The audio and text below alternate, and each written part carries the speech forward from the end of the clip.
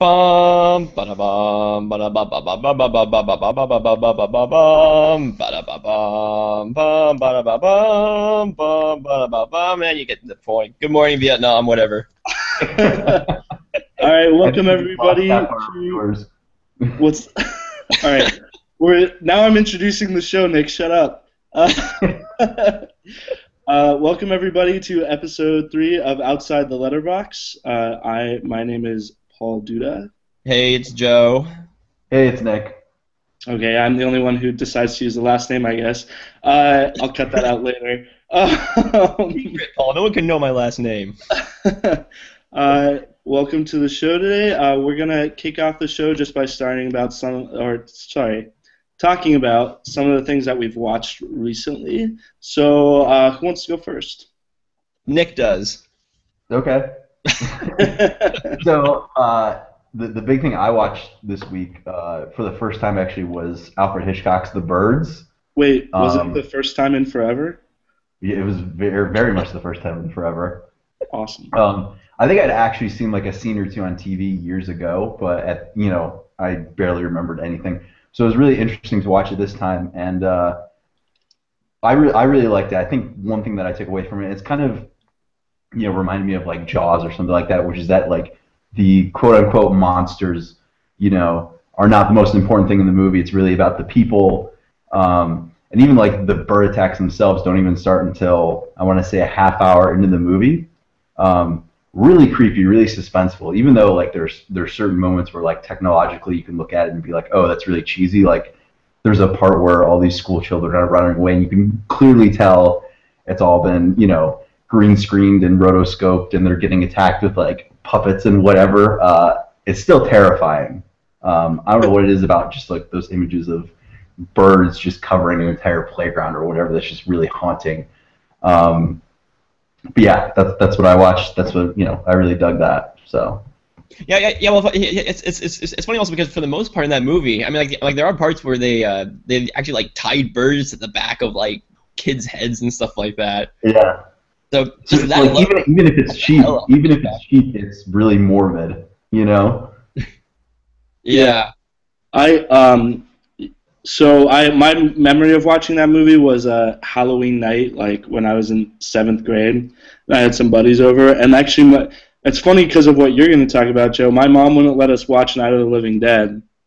She was scared I was going to have nightmares or something, because I hated scary movies at the time.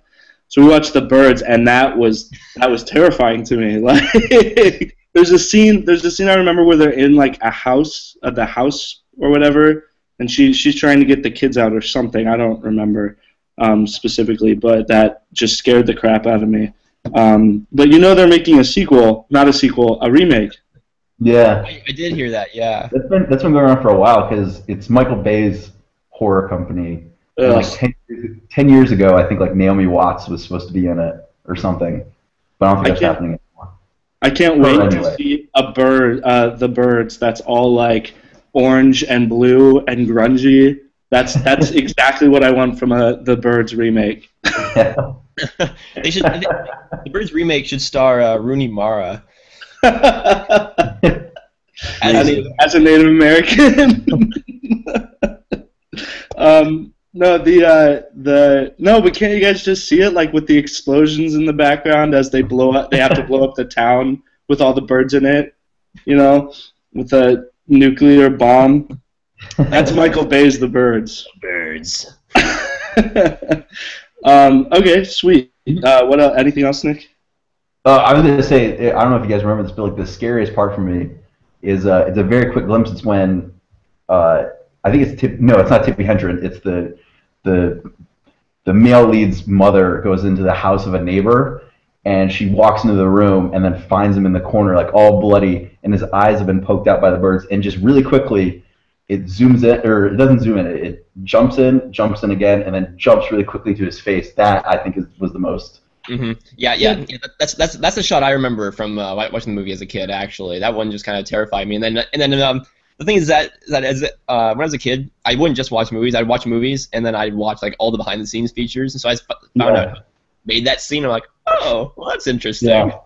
Well, and then one thing to touch upon the whole remake idea is in this movie, like they don't explain why the birds are attacking. Like all they know is like it's just this one area, um, and there's no reason to it. So I hope if the remake goes through that they don't try to explain it through some crazy bit of science or whatever. Because I think the mystery of why it happens is makes it even more disturbing. Yeah. Yeah, totally.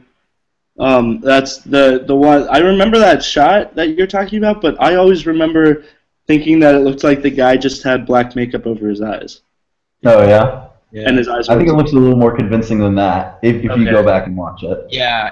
Actually, it's funny. The way they actually did that shot was, I believe it's something added to the actual film itself, so it's like an optical effect basically. Oh. Kind of weird, but yeah. That's cool. Cool. All right. Anything else on your list, Nick? No, that was the major thing I watched. We'll get to everything else later. All right, Joe. So I was bad this week. I didn't watch a whole lot. Two things I have watched recently though that just kind of stand out because they're both very similar movies is I watched the original Night of the Living Dead. Or no, I'm sorry, not the original Night of the Living Dead, the remake of Night of the Living Dead, the one in the 90s, and then I watched the original Day of the Dead, and the reason that was kind of interesting was because there are two different zombie movies from different eras of zombie movies, I guess, and so you can kind of watch the progression of zombie movies. I should have made it complete if I had watched the original one as well, just kind of see like three different kinds of zombie movies, but.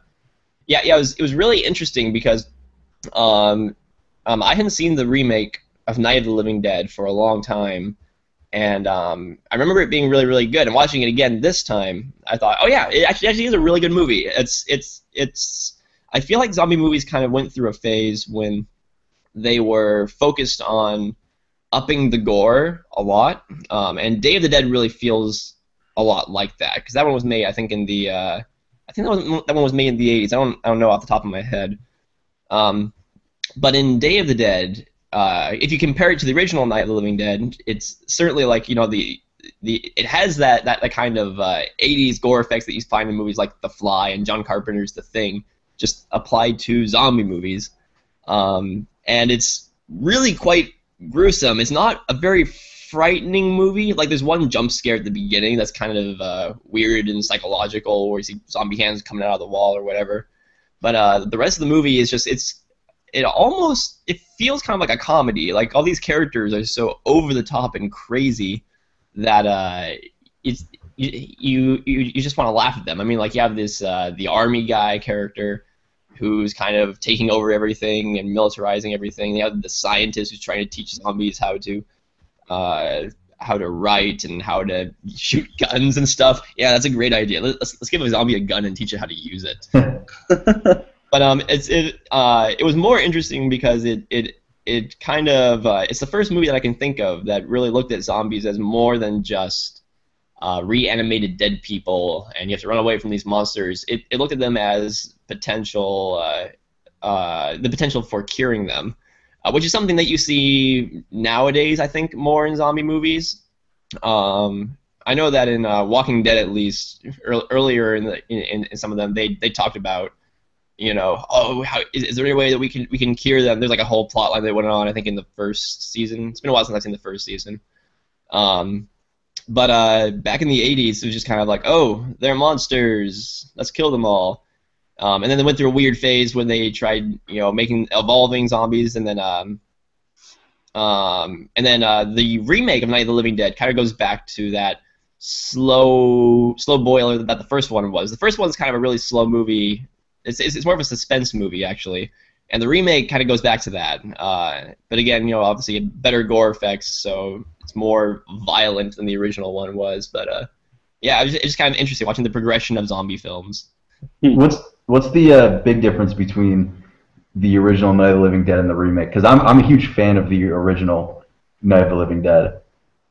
Yeah, the big honestly, I almost want to say that they're shot for shot remakes. I mean, like, like they aren't. It isn't, but it's a very Very similar close. sort of movie. I mean, like it's kind of like you feel like you're watching basically the same kind of movie, but done in a kind of a modern style, I guess. I mean, like they have the whole. I mean, like it opens up in the graveyard, you know, and I'm coming to get you, Barbara, and then she goes to the house, and there's the black guy at the house, and all that kind of stuff. You know, which it's not racist to say that because these movies kind of started that cliche of, you know, the hardened black character who survives throughout most of the movie, and then spoiler, can I say spoilers? Spoiler alert? I don't know. Spoiler alert. Like dies It's a mostly. 50-year-old movie.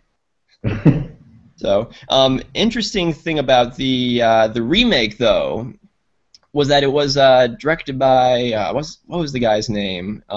He was a guy from Dusk Till Dawn. Oh, Actually, Tom Savini. yeah. So it's interesting because I didn't know that he did any directing. So watching this movie, I'm realizing it that time. It was kind of like, oh, okay, I see where this guy's coming from. This is why the effects kind of have been you know ratcheted up so much. The characters in the remake, they're exactly the same characters as in the original one, but they're done kind of in a way that these guys know that they're in a zombie movie, so they have fun with the roles, but at the same time they know when to play it serious. You know, during some of the quieter moments. But then when it comes to the zombie stuff, they really ratchet up a lot. So I don't know. It's really kind of a fun remake. Cool. I'm so not into zombie movies. My favorite zombie movie is Zombieland, and after that it would probably be shoot, I can't even remember Warm Bodies. So like, yeah. I'm not a zombie movie aficionado. They just don't interest me that much. So Zombieland is awesome though. Zombieland is fantastic. Did you watch the Zombieland TV show? I did not. I heard it was not fantastic. Looked terrible. Okay, so I guess that did you have anything else you wanted to talk about, Joe? Anything you watched recently? No, not really, actually. Like I said, it's been kind of a slow week for me with movies. I spent a lot of it watching TV shows. Actually, a lot of TV shows were added to Netflix, so I spent a lot of my time with that instead. I was bad. That's all right. All right, sweet. Well, I guess that brings it to me. I spent a lot of time watching TV shows as well, I guess. I watched a lot of Community this week, but I did watch Thanks for Sharing, which is a film directed by Stuart Bloomberg, who I thought it was either the writer of this movie or, no, it was the director. He directed The Kids Are All Right and The Girl Next Door. If you guys remember that one. Actually, he didn't direct it. I'm sorry, I'm confused. He was a writer for that. There we go. He wrote that. But he also wrote Thanks for Sharing. So anyway, Thanks for Sharing is a movie, it's a romantic comedy about sex addicts. And it was interesting. It stars Mark Ruffalo, Tim Robbins and Gwyneth Paltrow, and Josh Gad and Pink. Like the singer, and actually she was really good in the movie, but the whole movie, like just as a whole, felt kind of like off. It just didn't seem, nothing about it seemed to ring quite right. Like Mark Ruffalo's character felt kind of weird, and maybe it was because he was a sex addict, but I don't think that's what it was. I think the way they wrote him was just kind of like, oh, you're sort of supposed to be likable, but instead you're kind of just like creepy, and maybe it's just the way Mark Ruffalo says things that makes it creepy, but something about it was just kind of weird. And I'm not a huge Gwyneth Paltrow fan, so I did not like her. So like my favorite parts of the movie were Josh Gad's and Pink's parts, because they were just kind of more likable characters. They might have been somewhat caricatures, but they just felt more real, I guess, in some way, more believable. But the whole movie was just sort of about these guys dealing with their different stages of being an addict. So like Josh Gad was brand new to the I guess it's Sexaholics Anonymous or something like that. He was brand new to their program, and then Mark Ruffalo was like 5 years sober, and then Tim Robbins was like 10 years into the program. So it's just a bit like kind of about each of their different stages, and it's a romantic comedy. But towards the end, like stuff starts going down, and there's all of a sudden a lot of graphic stuff going on that you're just like, the rest of the movie wasn't like this. So it's just kind of it's not, I wouldn't say it's a bad movie, but I don't think it's a great movie. It's not as funny, and it's not as, I guess, like insightful or profound as you would hope something like that might be. So yeah. So Paul, I have a question for you. Around the same time that this movie opened up, Don John opened up. Now, did you see Don John? I didn't, but this is a different movie. Very different movie, because this is actually about, like, as I understand it, Don John was about a guy who had a porn addiction, but that's not like really addressed in the movie in those terms. Right. Yeah. Because I didn't see. Thanks for sharing.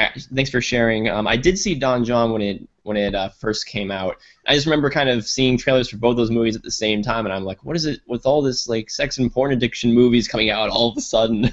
Yeah. No. I totally remember the same thing. But at least what I heard about Don John is, and even just from listening to interviews with Joseph Gordon-Levitt, is that that wasn't necessarily supposed to be explicitly about sex addiction. This very much is. Like, they say sex addiction multiple times in the movie. So in fact, Don John might be a better movie. No, like, I don't know. It might be a better movie because of that, but I heard there was a lot of stuff in that just felt like too much. Yeah, it really, from personal experience, it really is. And I will say, like, for most of Thanks for Sharing, it felt like they did a really good job of, because obviously with a movie about sex addiction, there's going to be a lot of sex, whether it's implied or shown.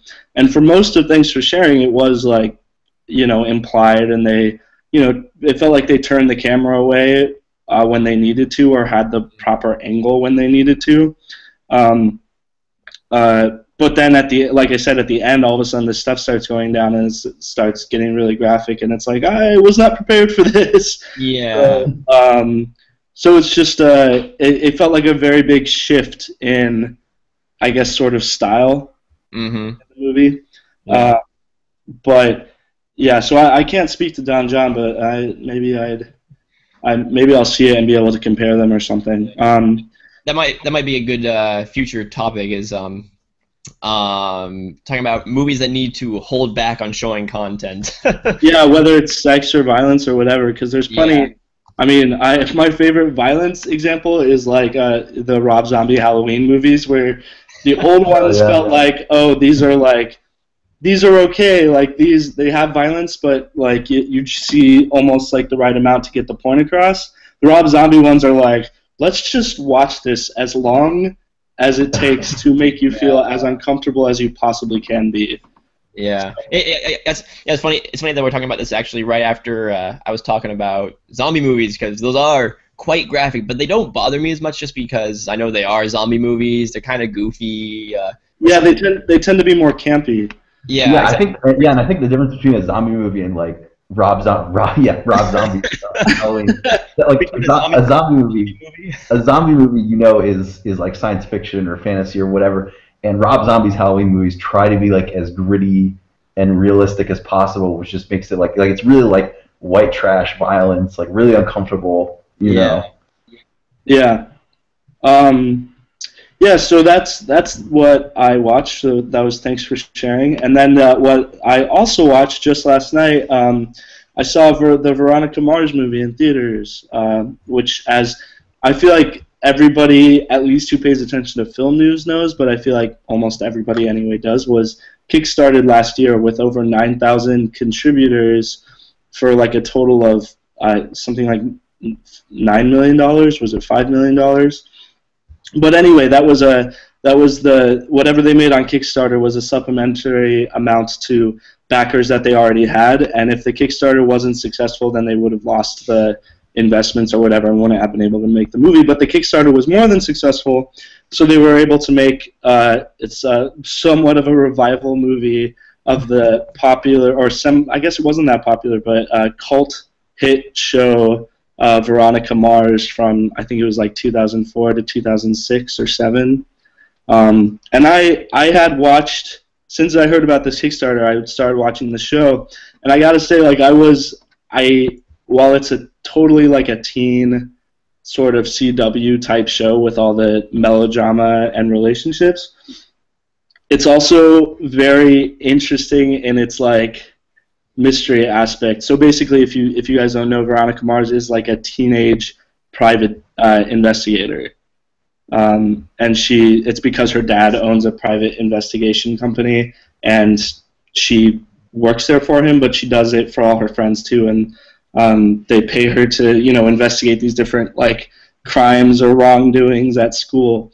And it's really interesting. I would probably compare it to maybe something like Buffy the Vampire Slayer, but without vampires or anything ridiculous. Although there is a lot of ridiculous criminal activity in their town. It's much more like, I think the way Rob Thomas, the creator, put it is it's supposed to be like teen noir, and it's very much like filmed like a noir mystery film. And Veronica Mars narrates the whole thing, and it's just very interesting and funny, and I hate the melodrama stuff of it. I think the like actual mystery aspects are much more interesting. But anyway, to the movie. The movie was pretty good. It felt like a long episode, and they had to do a lot of stuff to like explain, where everybody's been the past 10 years. And there were things about like her relationships that didn't, like, some ended and some began like throughout the course of the movie, and they just felt kind of abrupt and not really fair. And the mystery was interesting, but it felt like the mystery was put on the backseat in favor of fan service, which was good for people who are fans of the show, but not necessarily good for anyone else who's trying to get into the movie. So I think the movie is really good for fans, and if you like the show, you'll like the movie, but I would not really recommend people who haven't seen the show see the movie. It's tough to recommend that. Yeah. Yes. It's the sort of movie where I never watched Veronica Mars. I knew very little about it. Watching the trailers, I just remember thinking like, oh gosh, it was like another teen kind of schmaltzy hook sort of thing based on a TV show. So I wasn't sure. I'm like, I don't know, but I hadn't watched the TV show either, so I'm probably not the right audience for that either. And that's kind of the thing too. Is I think a lot of people would totally dig the show if they gave it a chance. But the fact that it came from the CW and, involves, and even the advertisements involved a lot of stuff that makes it look like it's from the CW, where it's like, oh, she's in love with him, but she also likes him, and she doesn't know what to do, but she like sleeps with him, and but there's that stuff in it. But it's everything else around that I find more interesting, and then I think a lot of other people would find more interesting. So it's tough. It's almost like it's unfair because of the audience that does really like it. Yeah, that's what they care about. So yeah. It's I think it's a pretty, for coming from the CW and being a, sort of a teen melodrama, I think that the trappings around that, it does a pretty good job of like being interesting in the mystery solving aspect of it. Yeah. Yeah. So I'm trying to think of how it compares to something else that's similar, but I've got a couple questions, but I think that's better waiting until we get into our TV film discussion at the end, because I think this actually connects to a lot of stuff, at least that I've been thinking of. Yeah, I guess the only thing I'd say is that it's kind of like it's like Sherlock Holmes for teenagers, you know? Like that's how it sort of plays out. Yeah. Right. So it's like Nancy Drew for teenagers. Well, yeah, except that wasn't Nancy Drew written for teenagers? Yeah, she was. Yeah, so it's kind of like a modern Nancy Drew, I guess. But actually, the character of Veronica Mars I found very entertaining. Like, I think she's really, and Kristen Bell does a good job. Like, she's sort of corny sometimes, but she always has these sort of great like one-liners, and yeah, it's just funny. But anyway, I guess that brings us, if you guys don't have anything else to say about that, I know no one else saw it, but I think that'll bring us into, we're just going to do a quick recap of some of our articles this week on the site. That's the-letterbox.com. We're just going to do a recap to see if anybody had anything they wanted to say about any of the articles that we wrote. So the person who wrote the article will introduce said article, and then we will see if there's anything to say. So I think, Joe, yours is first. It is. Alright, so this past week, I wrote an article on 300, kind of comparing it to 300 Rise of... I always want to say Rise of the Guardians. It's 300 Rise of an Empire. And originally, this is actually really interesting. When I started writing the article, it was just going to be kind of a comparing and contrasting the two films to kind of see how action films have changed between the two movies. And then in writing the article, it turned into kind of pointing out how action movies, and the 300 films in particular, can kind of be seen as a cultural commentary of their times. Now, granted, there hasn't been that much time between 300 and Rise of an Empire. Damn it! Rise of an Empire.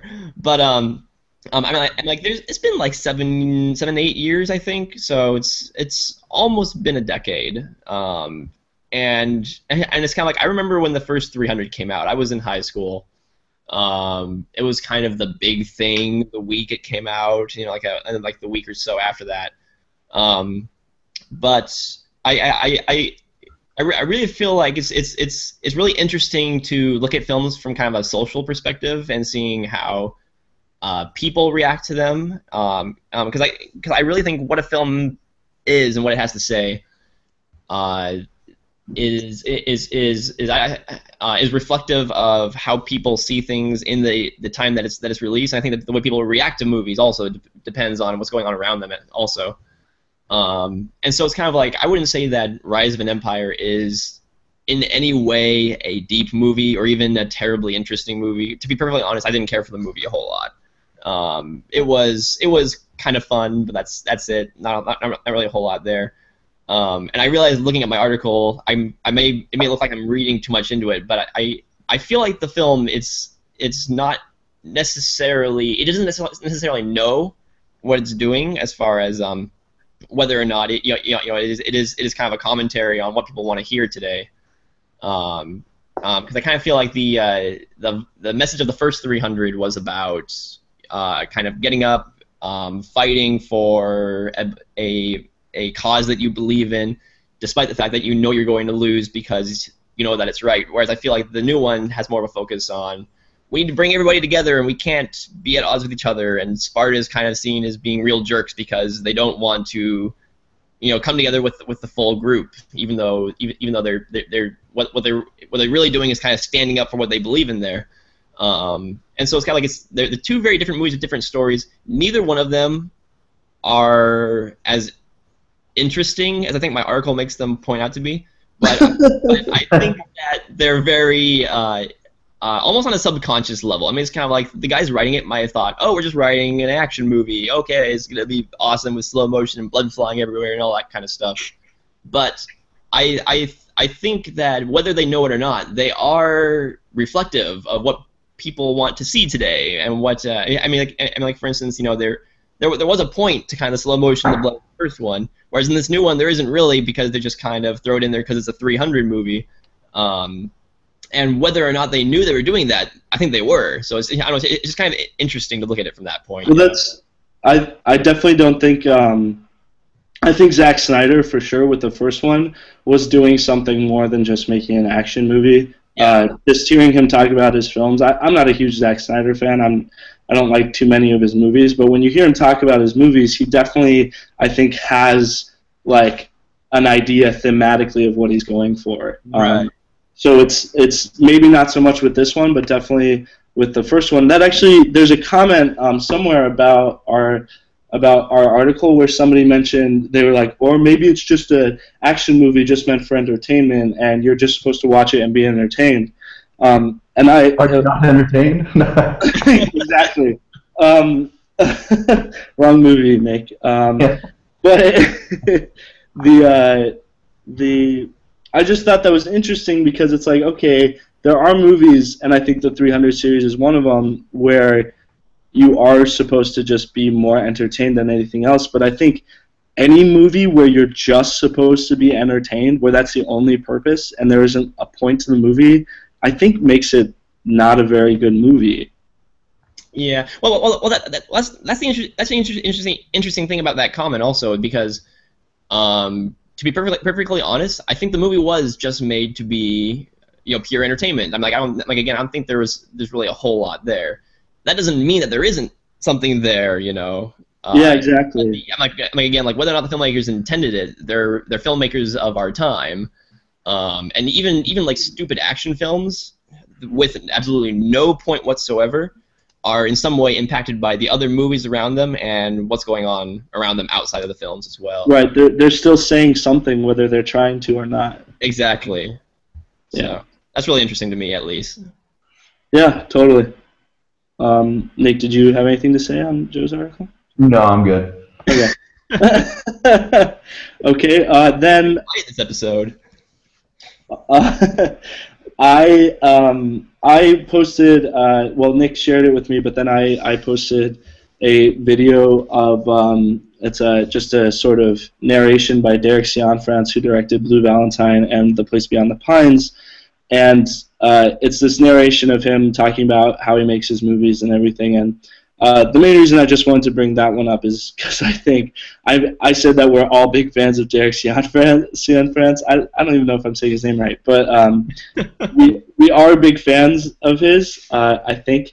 But I don't think all of us appreciate Blue Valentine to the same extent. Well, he only has 2 movies, so I mean, like, he can still be you can still call yourself a big fan of his, and only like 50% of his movies, and only have seen one of them.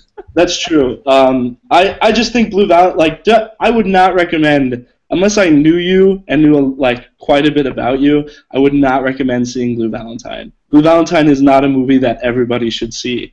It is very difficult to watch. I would say Place Beyond the Pines is much more accessible, but still difficult to watch for sure. For different reasons. Yeah, exactly. But it's a very, I think both of them are good movies. I just would not recommend. I would not recommend Blue Valentine to myself. But there are people that I would recommend Blue Valentine to. I think Roger Ebert mentioned that it should have been called, because the subtitle for it, or the what do you call it, the catchphrase? No, not the catchphrase. The tagline. Tagline. There we go. Was Blue Valentine, a love story? And I think Roger Ebert said that it should have been called Blue Valentine, a cautionary tale. And I definitely agree with that. I think that's kind of the point of the movie. Mm-hmm. But there is a lot of graphic stuff in there. I just don't. Nothing about that movie I think is enjoyable to watch, and I think that's sort of the point. And now it's time for me to plug Wolf of Wall Street for the same reasons. I don't know, man. From what I hear, some people got a kick out of watching Wolf of Wall Street. So anyway. So that's just the note about the Derek Cianfrance. I think another thing is if people like that video, they should really check out the rest of Key's YouTube channel, because he's got a lot of cool videos. I I'm trying to remember because it's him and there's another guy who do a lot of these really cool filmmaker YouTube videos, and I think he's the one who does the films of. If I'm correct, Yeah. we can link it to people later. But he does a really cool series of YouTube videos that go into film and directors' filmographies and stuff like that. So people should check that out. All his stuff, I think, gets posted to the 35mm group on Vimeo. So if you want to check that out, that's shared that group with me. But that's a really cool group on Vimeo too. So Okay. Yeah. The other guy you were referring to, Nick, was Joel Walden, actually. Yeah, Joel Walden. Joel Walden's also really good. Yeah. Who does The Works? Nice. Yeah. Okay, yeah. So he's The Works, and then he's the films of. Okay. And both of them are huge Edgar Wright fans, which makes me happy. All right. All right, Nick. Do you want to talk about yours? I feel like we're about to start something here with this one. Yeah. Okay. So I wrote the first article in what I think will possibly become a recurring series for us, which was in defense of. I was just kind of meant to kind of re-examine and reevaluate movies that opened and either bombed at the box office or critics hated or whatever. So for the first article, I decided to pick The Lone Ranger. The reason I decided to pick that is that I thought that was a pretty recent movie that everyone still kind of had fresh in their minds, and it was a movie that a lot of people hated, but I thoroughly enjoyed the first time I watched it, the second time I watched it, third time I watched it, and the fourth time I watched it when I was writing the article this week. I think it's fair to say Nick has watched this movie too much. I'm too much. I think of any 2013 movie, it's the one I've watched the most. Which is always I always find that's an interesting thing at the end of the year when you kind of rank up your best of or favorites of the year, and then you kind of look at that list later and realize which ones you've actually watched more of. Because there's a movie like Place Beyond the Pines is also on my end of the year list and is a really good movie, but I've only watched that twice, and it'll probably be a long time before I watch that. Not because it's a bad movie, but because it's a long movie, it's a drama, it kind of takes a lot out of you. Whereas opposed to Lone Ranger, in my opinion, is a very fast-paced, even though it's a 2.5-hour long movie, which I don't. That's the one criticism I think I'll agree with is I don't think it needs to be 2.5 hours long, but it flies by, especially those first and third acts. So kind of the basis of my whole defense of the movie was that there's more to it than meets the eye. Gore Verbinski, I think, is one of those rare Hollywood filmmakers who can kind of use his own style, but kind of plug it into the Hollywood formula and get away with it. I think Chris Nolan and Zack Snyder are really the only two others who can kind of get away with this, make these big blockbuster movies, but clearly make something that's their own. And I think with Gore Verbinski, what's that? Alfonso Cuarón does the same thing. Oh yeah. I mean, I think that's more. Sorry, I just wanted to throw that out there. For him, but I mean, because I think if you look at Gore Verbinski, this is film after film. Like each of the Pirates of the Caribbean movies are distinctly, him on a big budget. Rango, this, Zack Snyder. Like even if he hated Sucker Punch, that's clearly his movie. 300. And then the same thing with Nolan. Cuarón, I'd argue, has really only been, Gravity was the only time it was really his own thing. Even if he got to make Prisoner of Azkaban his own way and stuff like that, all of his other projects have been a little, not low budget, but definitely not Hollywood $100 million plus, Yeah, that's fair. So my whole big thing about Lone Ranger was a lot of people seem to dig on the movie for its portrayal of the Lone Ranger character himself, kind of how Tonto's prominence. And so this wasn't something that occurred to me on my first couple of viewings. It was really on the third or fourth that it really kind of is this unique take on the Western genre, and in some ways is kind of a deconstruction of it by looking through the eyes of Tonto.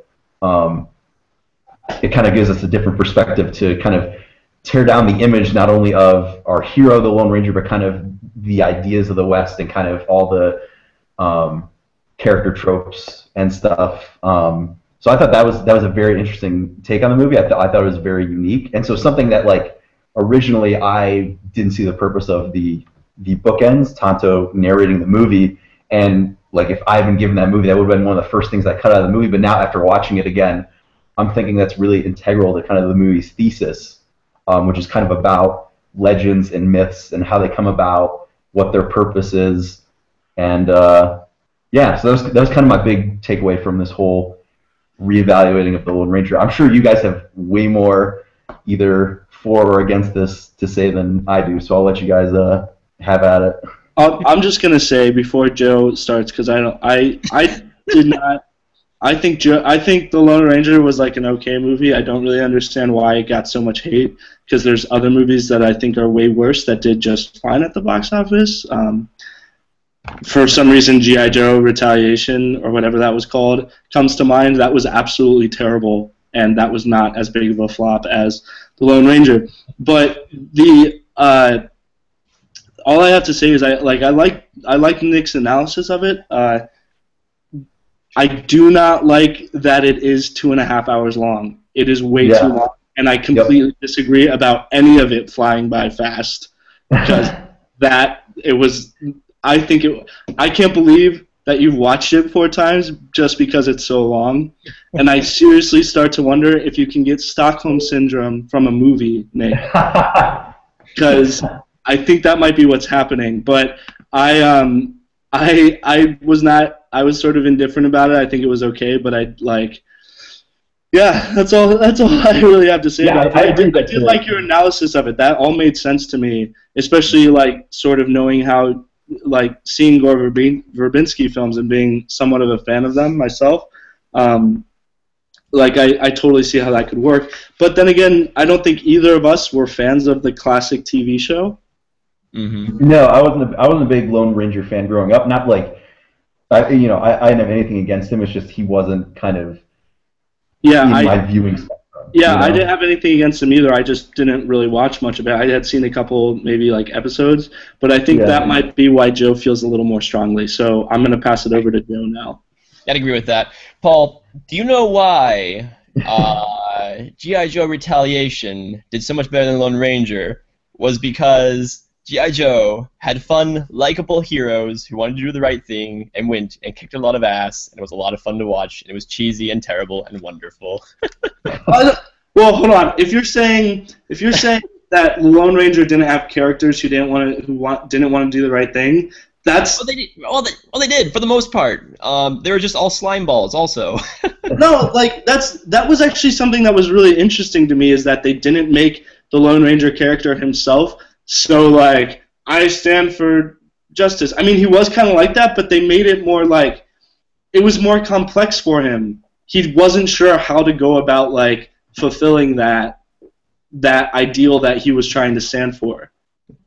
But Paul, you like characters that they make them more quote unquote complex by making them self-doubt themselves and not sure if they're doing the right thing and have all these moral qualms.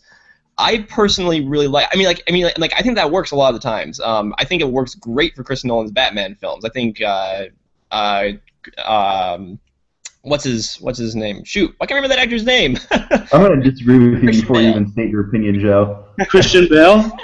Christian Bale. I think Christian Bale's portrayal of Batman is fantastic for what the movie tries to be. I also really like Captain America, which I know that you're not as big of a fan, which I think that's probably a topic for a different day. But I really enjoy Captain America for being kind of the upstanding Boy Scout type of guy, just because it's really refreshing to see heroes kind of in the old-fashioned sense of just people who just want to do the right thing and are fighting against a stronger exterior force. I think both work. In certain contexts, I think they work better than others, which is why I love Captain America, and I love Chris Nolan's Dark Knight movies for entirely different reasons.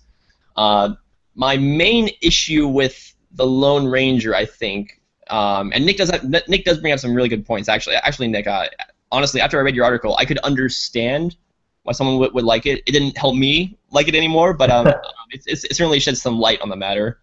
That's all it was supposed to do. Yeah, exactly. Because it's I'm sure there are movies out there where I had an entirely different expectation going into them than other people did. Like, for instance, I really like Prometheus, and I know a lot of people are divided on that movie, because I think a lot of people went in expecting one movie and got something entirely different, whereas I realized it wasn't the sort of movie that people wanted it to be, but it was still a really good movie. I think that's kind of what you're coming at with The Lone Ranger. For me, though, I was a big fan of the original TV series. I love The Lone Ranger and the idea of this mysterious hero who goes out and rallies, and rounds up criminals and brings them to the law, and it's just kind of it brings back to kind of a more innocent form of the serialized action film and the Western, which is very I don't want to say kid friendly, but it's kind of like it's the sort of thing that you wouldn't mind bringing your kids to see because you're like, oh yeah, it's a Lone Ranger movie based on that old TV show, about the guy in the mask and with Silver the horse and all that kind of stuff. So I'd actually literally right before I went to go see the Lone Ranger, like half an hour before, I'd watched another couple episodes of the show, went into the Lone Ranger, and saw a movie, not about the Lone Ranger, but a movie about a man who had to fight a corrupt law and lied to everybody all the time, and his Indian companion Tonto, who was always his faithful companion in the original one, they can't stand each other, and he leaves him to die at one point, but then doesn't because he needs him for something, and I really kind of was turned off by how everyone was corrupt in one way or another. No one knew who they wanted to be. Everybody was kind of lying to each other, cheating on each other, that kind of stuff. But I will say that the last 15 minutes of that film were some of my favorite 15 minutes of any movie that year. Just when the whole train sequence starts and he's riding Silver across the trains, and you have the Lone Ranger music pumping, and that's when it becomes what I wanted the other 2.5 hours to be. Joe, I just gotta say that I totally agree with you. I honestly think the movie is watching just for that last train sequence with the music.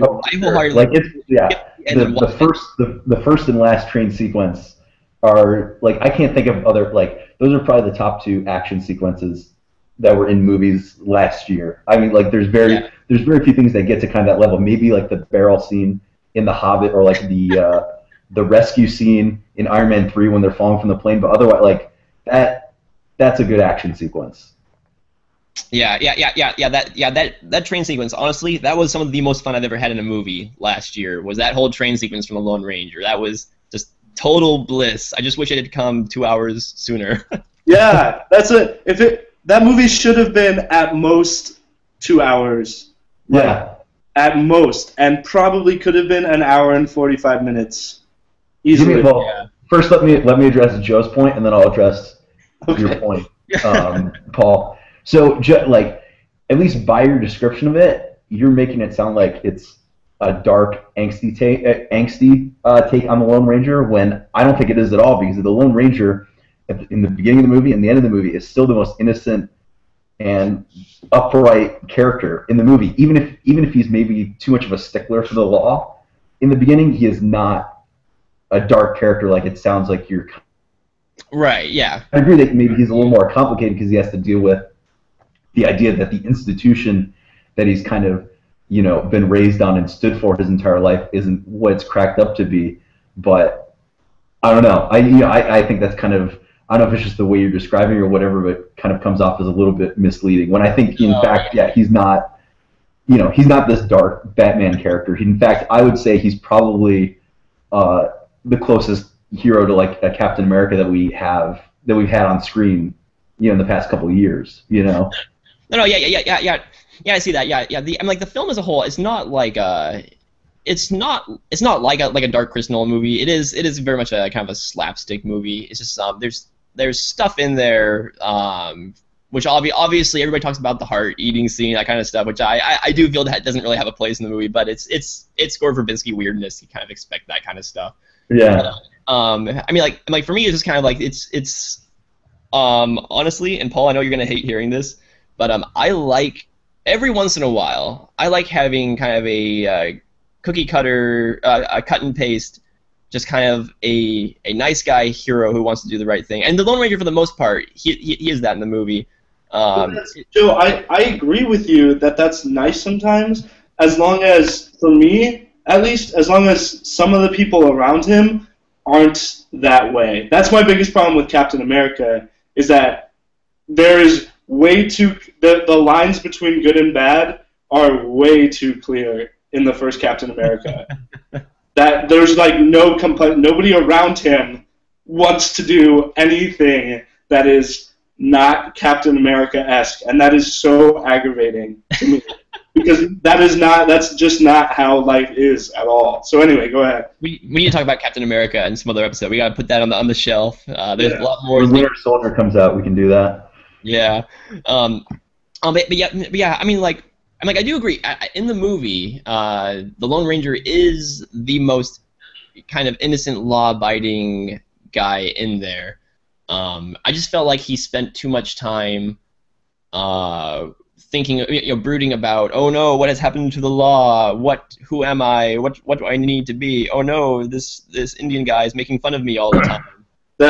I'll agree with you. Like, I would have preferred maybe a movie where he's more the Lone Ranger halfway through the movie as opposed to 3/4 of the way. But I think it kind of, and that's if I'm going off my article, if that's what Gore Verbinski and them were intending, like, I think then to have him be the hero, halfway through the movie or earlier, I think doesn't, stand with the thesis then as much as it does if he comes in at the very end of the movie. Yeah. So. Yeah. Actually, honestly, I think I wouldn't have had a problem with the movie if he had gotten all his personal issues out of the way, like, a lot earlier, like 45 minutes into the movie, and if it was a shorter movie.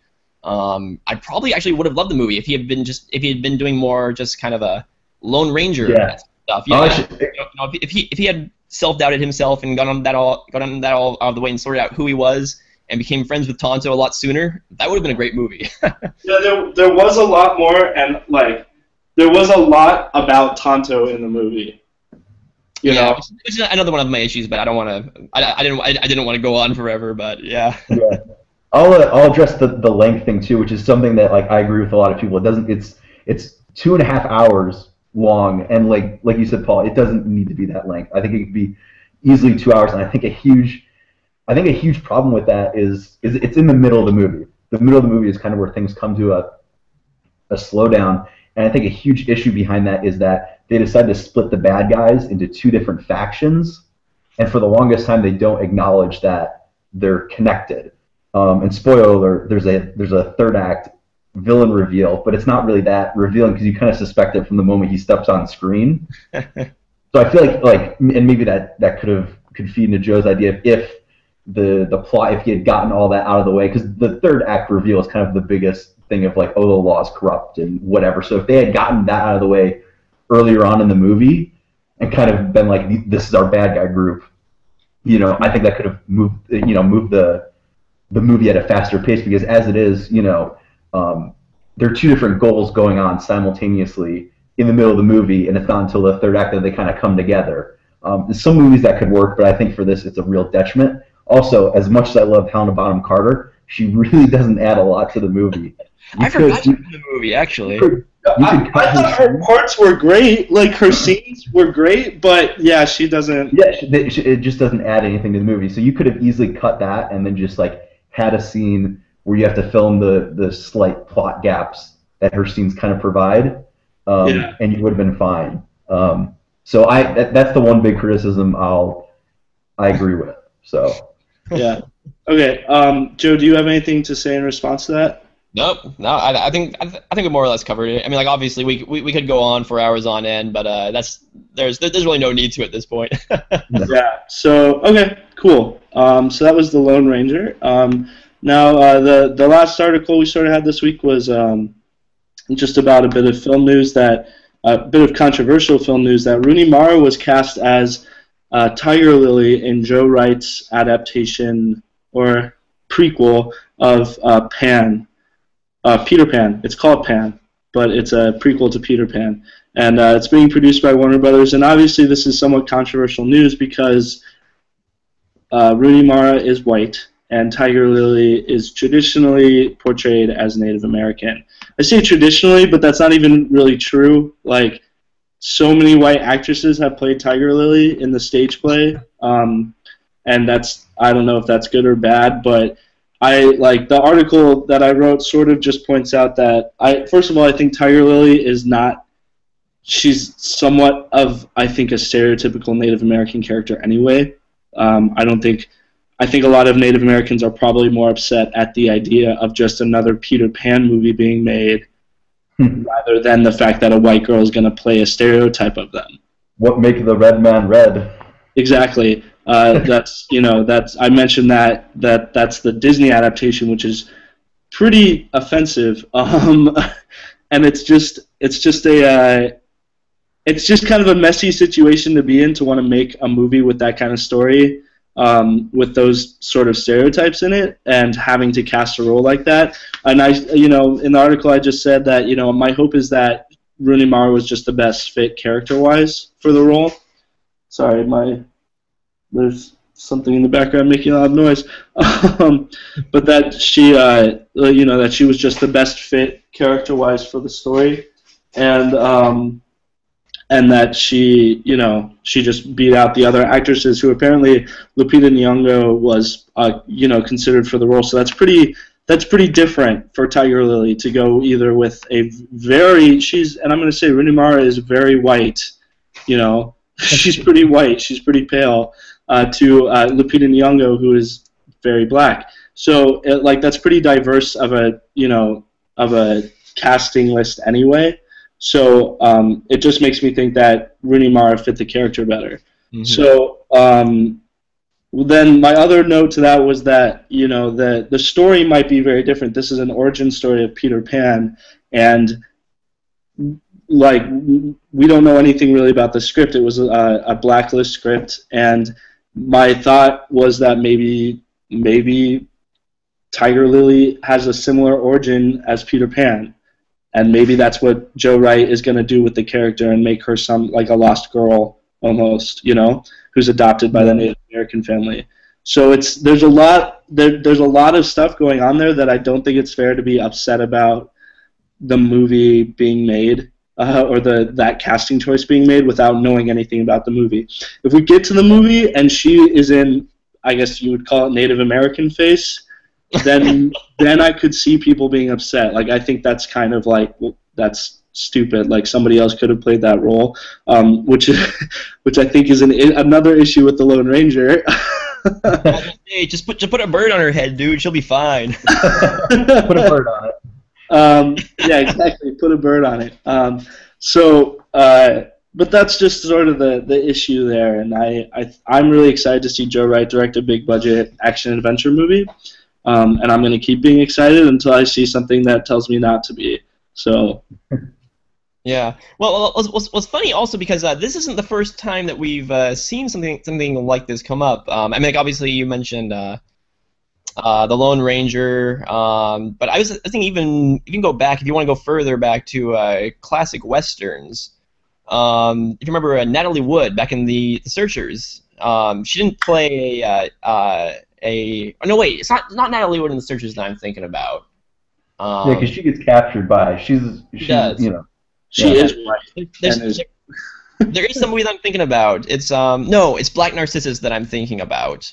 Oh, the Indian girl, the Indian princess, exactly. or whatever. Yeah. The Indian girl in that film. She. And by Indian we mean Indian. Well, yeah, exactly. I mean, like Indian in the real traditional sense, I guess. She was played by Gene Simmons, though, and they actually did put makeup on her, because she was a white girl playing an Indian girl, and they put makeup on her and everything to make her to change her into an Indian girl, basically. I think I'm not sure if there was any controversy about it at the time.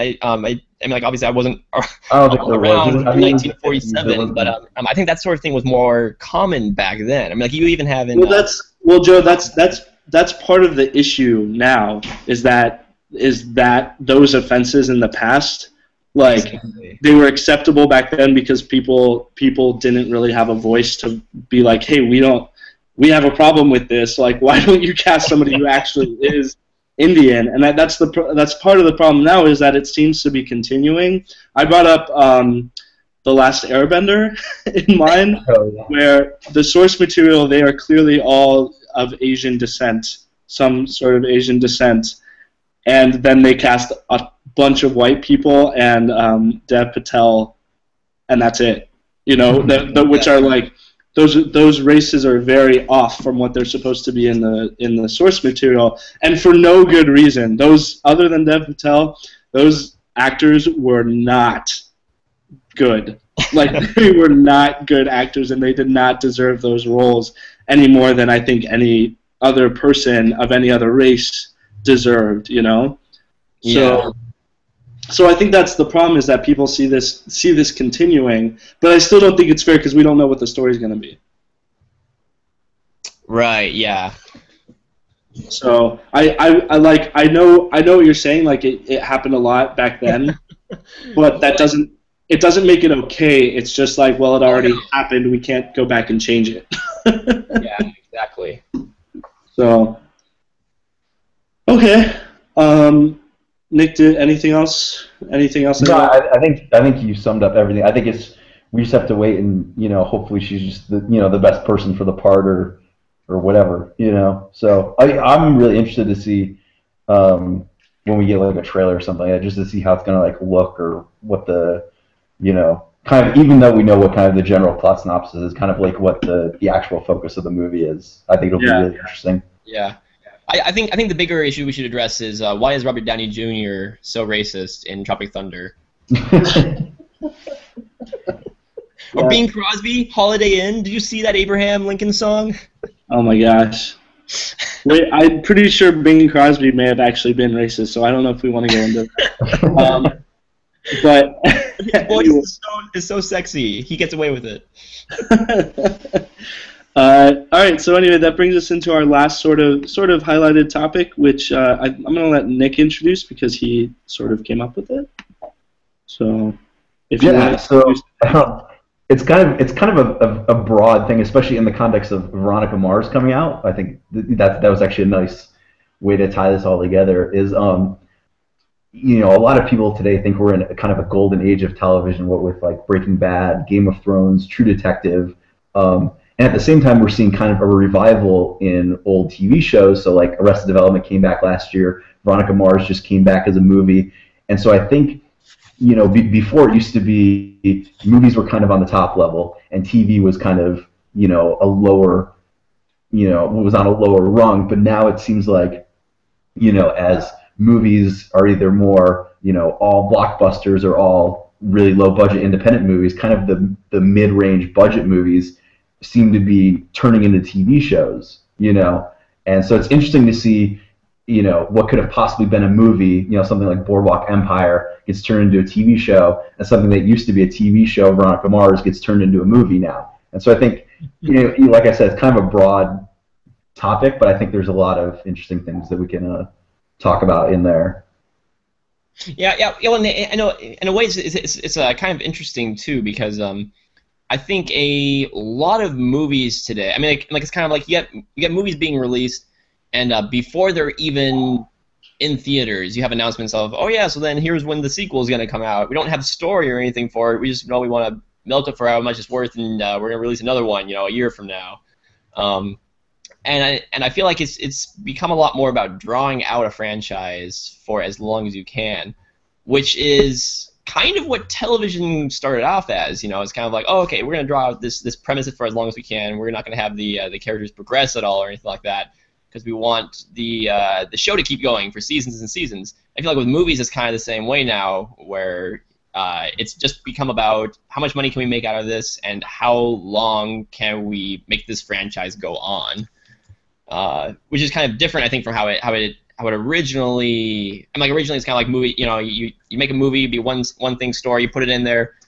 Maybe if it's popular, someone might make a sequel down the line. But I think now it's become all about the franchise in a lot of ways. Yeah, and I think it's interesting, especially because so last weekend was the season finale of True Detective, and without getting into spoilers, the thing I really love about True Detective is every season is its own thing. So this past season we had Matthew McConaughey, Woody Harrelson, Cary Fukunaga, I think is how you say his name, was the director for all 8 episodes. But when next season rolls around, they're not going to be back. It's going to be a different director. It's going to be a completely different story. So it's interesting to see that serialized or like anthology TV shows are making a comeback too, because I think American Horror Story does the same thing.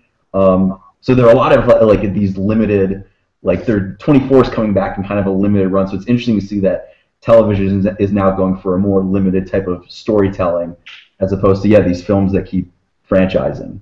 Right, exactly. Yeah, I guess I I definitely, even with like House of Cards, like just the quality of that, and the directors that they get and the actors that they have for that show are very. That's one of the things I like about watching House of Cards is I don't feel like I'm watching a TV show. I feel like I'm watching a really long movie that I can sort of pause between. Yeah.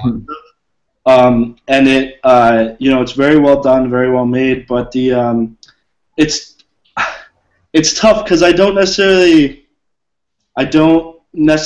agree that like I think more and more the films or the TV shows that are trying to like prolong themselves tend to be just comedies that just you care about the characters, but you don't really want them to change that much from season to season.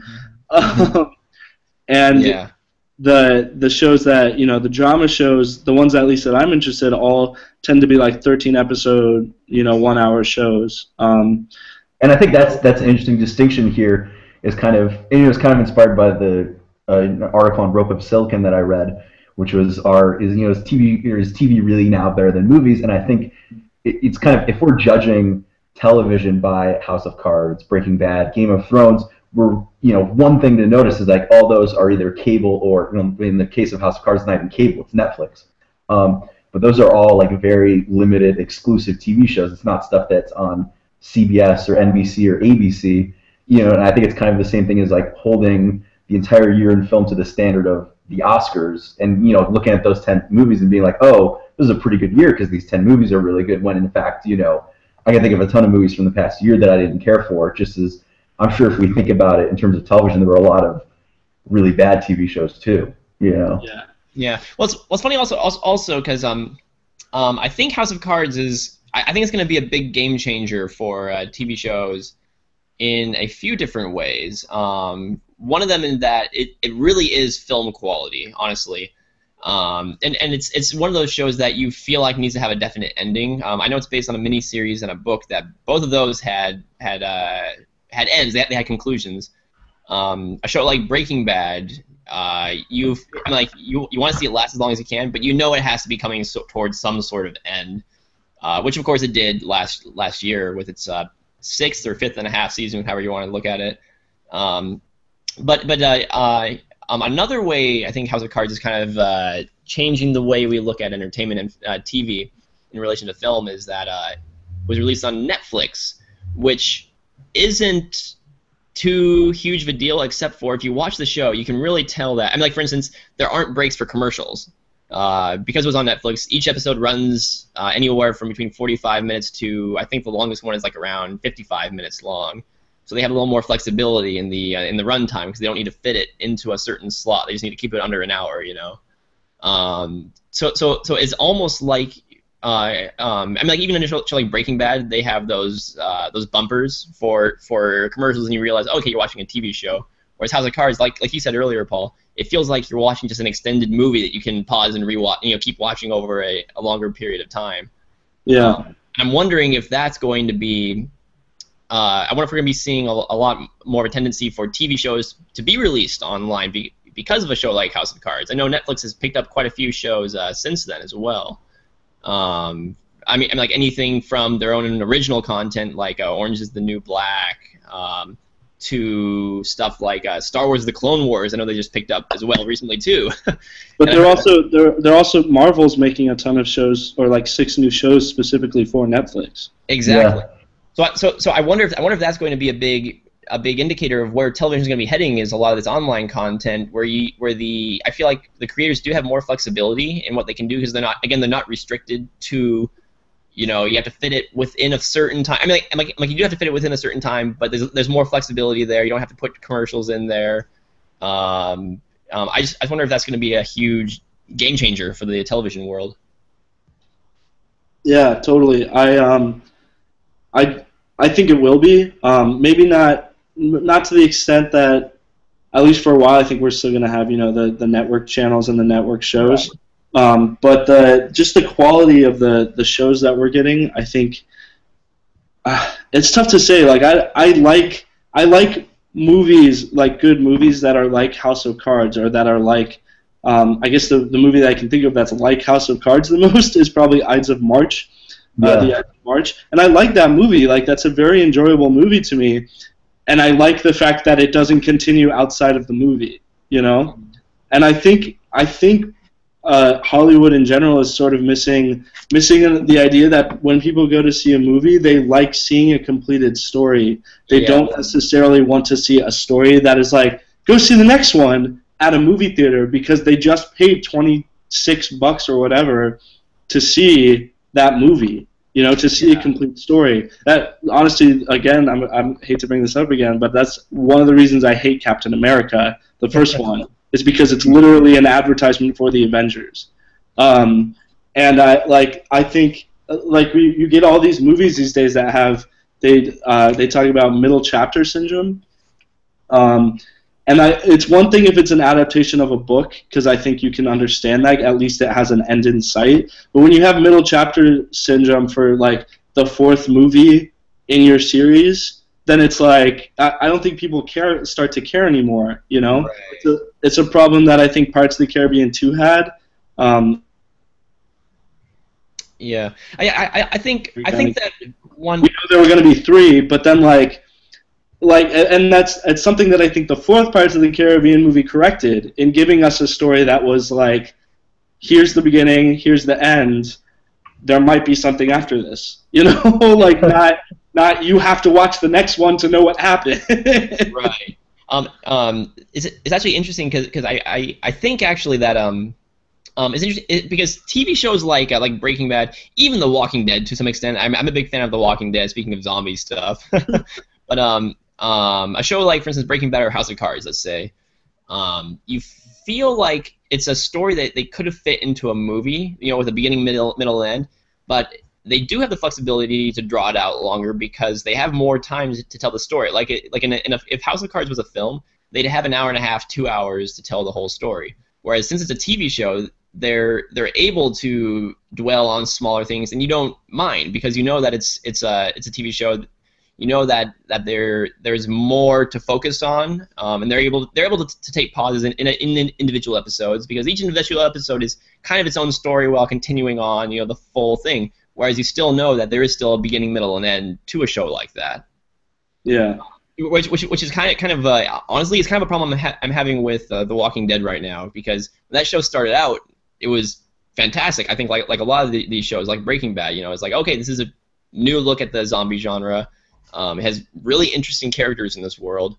I can't wait to see where this is headed. And now it's at the point where I kind of feel like, all right, we just need to get to some sort of conclusion here. But because it's a zombie show, they get away with dragging it out as long as possible because they're like, oh, the zombie apocalypse is still around, so we're just gonna keep going with this despite how much you care for the characters anymore.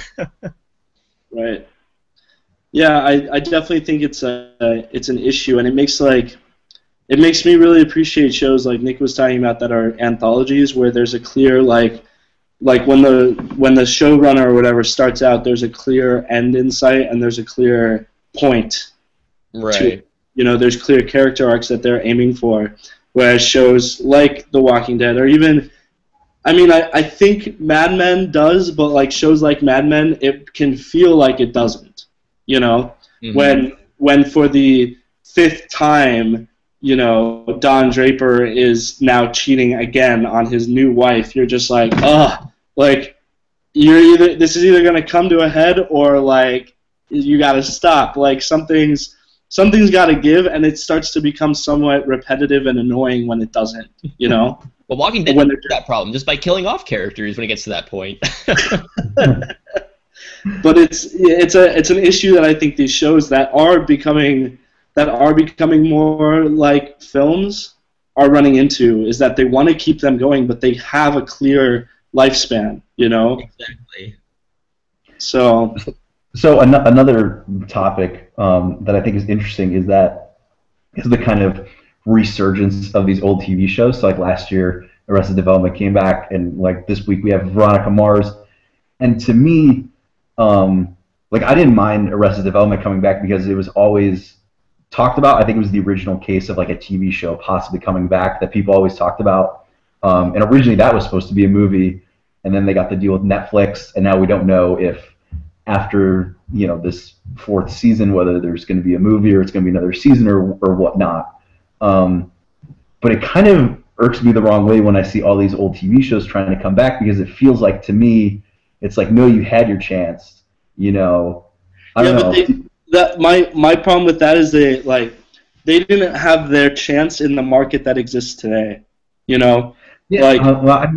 I mean, I guess I get to that point, but it's kind of like, I don't know. It feels lazy. And now every single time a TV show gets canceled, they're always like, oh, maybe we'll have a 2-hour movie, or we'll come back on Netflix. Like now, it's kind of perpetuated this hope that like any canceled TV show can come back, and I don't know if that's necessarily a good thing. Well, I don't know that it's a bad thing, because I think if the show really doesn't have any fans, it's probably not going to come back. If the show has a good amount of fans, then like clearly, whether it's through Kickstarter or through Netflix or whatever, it has a chance. But what I'm saying by that they didn't have a chance in this market is that like the shows that are coming back, Veronica Mars and Arrested Development, existed in a time period that like cable networks and network television were all just adjusting to the whole DVR thing. People were recording these shows, people were watching these shows in other places without getting counted. So like the networks were saying they had these ratings when that wasn't even necessarily accurate, because they weren't accounting for all the other people watching the show at different times. And that's a huge issue now. Even like I'm a huge fan of Community, but I don't watch it on TV. I watch it on Hulu. And that's not necessarily counted into their ratings and to whether or not the show gets picked up again. And that's kind of messed up. That's a messed up system, and I don't know that it's wrong that these shows that existed during that time, if they have enough fans, get revived, especially since all the old shows get to be brought back through Netflix anyway. Like I only ever saw Firefly because it was on Netflix, and I think that's a great show. I would love it if they maybe not so much now because the actors are all getting old, but like I would have loved it if they had made 3 more seasons of Firefly. I would have loved seeing more. I don't know, I'm trying to think of another show. I would have loved it if Fringe had been more like coherent throughout. If they had been able to keep their showrunners and keep, the coherency of Fringe throughout, because it was just on Netflix, and Netflix had less writing on it than ABC did or Fox did. It's just it's just a different market now than. Yeah. And I don't know. I think it's perfectly fair that these shows have a chance to come back. And if shows come back and they fail, then like who's hurt by it? Why is it like it's not like they've stopped making new stuff, so it doesn't really hurt me that these old things that people like are coming back. Yeah, Nick. What are you talking about? You're not excited for the new season of Dallas coming out? No. Actually, it's funny. Since we've been talking about kind of TV shows and movies that are just kind of continuing on for the sake of continuing on, beyond whether or not we need more of them. Do you know what is one film series that I dearly hope that they continue making, whether or not they need to, but just kind of as a serialized thing? Friday the 13th. Insidious, chapter 1, chapter 2. I hope we have like an Insidious chapter 3, chapter 4, chapter 5. I just hope they just keep making those things and keep cranking them out, no matter if they have stores or not, because those things are entertaining as hell. Let's come back in 10 years and see if Joe has the same opinion. They greenlit more Insidious movies. They greenlit Insidious 3. You're gonna regret that when they start becoming more like Saw movies. I am. I really am. As of right now, I have no regrets though. But I also, that's how I feel about the Paranormal Activity movies, but everyone says they're getting sick of them. I'm like, make 10 more. They entertain me, but everyone else is like, oh no, they're getting old and boring, and I'm like, oh, whatever. That's that's how I feel about the Paranormal Activity movies. So I don't know. But it's the whole thing is interesting about like reviving that kind of stuff. The old TV shows that sort of died, even though they seem to have had a legitimate fan base. Battlestar Galactica. That lasted how many seasons? That didn't die.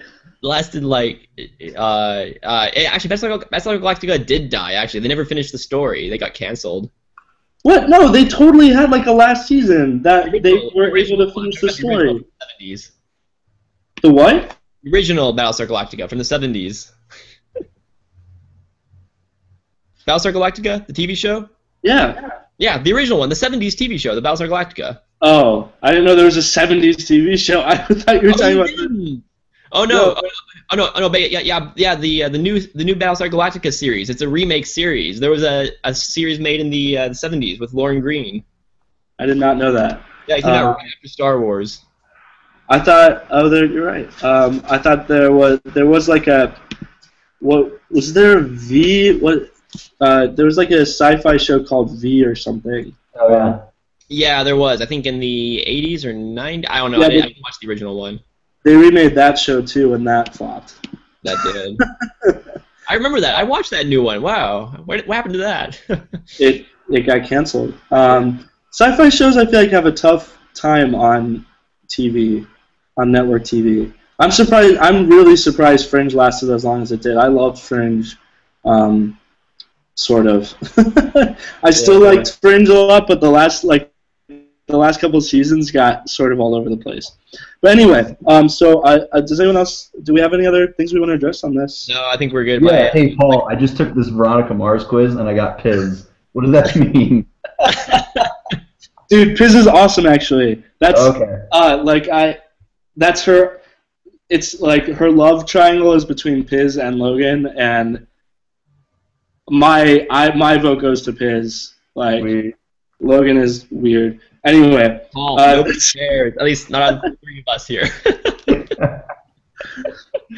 all right. My computer's screaming to die. Okay, all right. We're gonna end the podcast then. So Joe, where can people find you? On Twitter, you can find me at Credo Films. That's C as in Charlie, REDO Films. Okay. Nick? You can also follow me on Twitter at Shout92. And you can follow me on Twitter at PFDUDA. And you can check out more of our articles. All of the articles we mentioned today, you can check out on the-letterbox.com. You can check us out on Facebook at just the Letterbox, and Google Plus the Letterbox. And yeah, we'll have more stuff this week. Actually, this coming week, we're going to be doing a lot of Wes Anderson stuff. We'll have some top 10 or just ranking all the Wes Anderson films. We'll have a couple of those, I think, from each of us. I don't know if Joe's going to do one, but I know me and Nick were planning on it. Yeah. I'm going to try to get something out this week. Honestly, I'm just waiting for a new power cord for my computer, so I'm having a little trouble with writing stuff. But I'll see if I can get something out to you guys. Yeah, that's all good. And next week we're gonna try and do a review of the Grand Budapest Hotel, and we're going to have a friend of ours who's a big Wes Anderson fan as a guest. And we'll just be talking a lot about Wes Anderson in the coming weeks, in anticipation of the Grand Budapest Hotel. Anyway, thanks for joining us, and we hope you'll listen next week. Yeah.